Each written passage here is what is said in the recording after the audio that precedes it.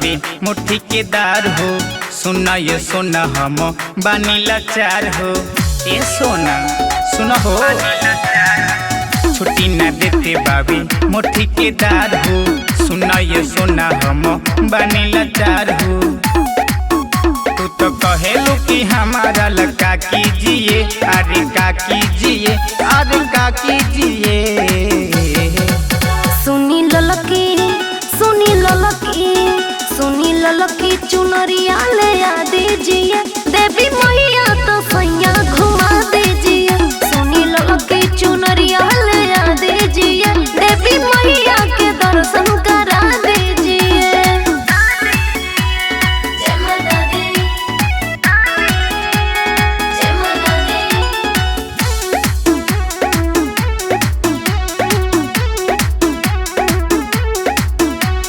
जय मैया की।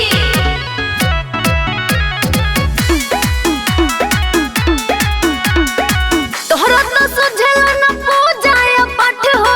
निके न बाटे बोलम आई बात हो। सोना बाड़े मोरा मन धन बानी मजबूर हो। दशहरों में तोहरा से भईनी हो दूर। तू तो कहेलू दशहरा घुमा दीजिए, घुमा दीजिए, घुमा दीजिए।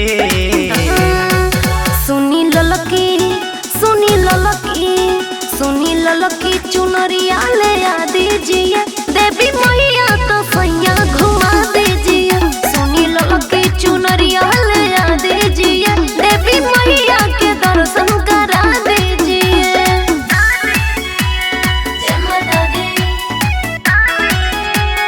जय माता दी।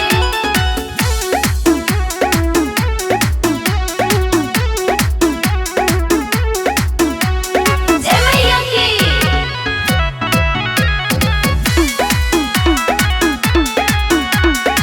बिना बवाली सब सपना बदिल में। माई भी सरफिल होब महफिल में। छोड़ी नौकरी के घरे हम आइबे हो। तब सारा धानु तोहर पुराइबे हो।